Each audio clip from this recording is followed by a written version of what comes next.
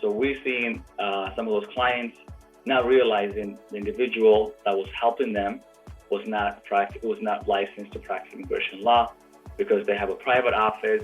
They brand or market themselves that they're experts in immigration work, and some of those individuals are sometimes notary public individuals that have notary public status, and they call themselves notarios. Sometimes we have seen individuals that are in certain communities that are basically have declared themselves that they are able and have license to practice immigration law, when in fact that's not the truth. So some of those clients would end up going to those offices.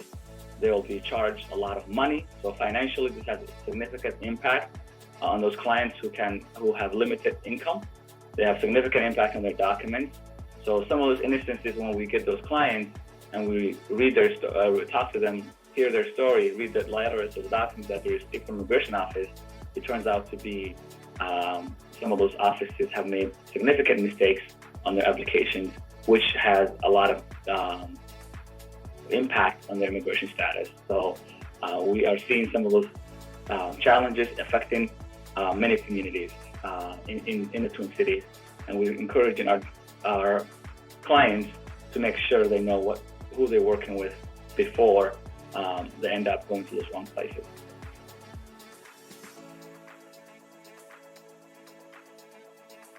Some of those common mistakes is as simple as submitting the wrong application, and that causes significant delays, or it could be a significant mistake on the application that we've seen that have been submitted, and those mistakes have a negative impact on that and jeopardizes the person's immigration status. So we're continuously seeing some of those clients come to our office after the fact, after they have already gone to immigration individuals or someone who branded themselves an immigration expert, immigration attorney, and they're making those mistakes on behalf of the client, and we're only seeing the negative impact after the clients have already submitted those documents, and the community needs to be aware of that.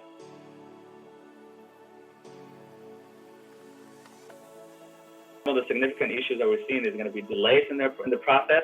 We're seeing some of those applications taking longer period of time because they either, let's say, they left out some important information, some important documentation, and those things make the process go slower and requires immigration to issue what's called request for additional evidence, and that takes time for the process to finish. We've seen some significant, impact. Some individuals who have now received denial notices, so they will be denied for the service or the benefit that they were seeking. For example, if they were looking for their green card, they would be denied. If it was for their citizenship, and those denials then cause some issues. For example, their employment status, there's no evidence for them to work. That impacts their employment status. That impacts their travel status. That impacts their family petitions. Let's say they were trying to bring family members. The process that they have filed could lead some of those denials, and the family member is not able to come and reunite with the individuals. So there's a lot of consequences if somebody does not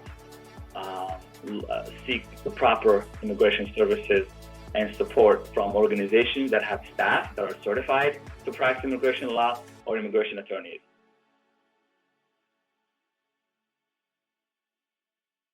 Individuals who are seeking application help to submit benefits through immigration to come to a number of the local nonprofit organizations that are in the Twin Cities.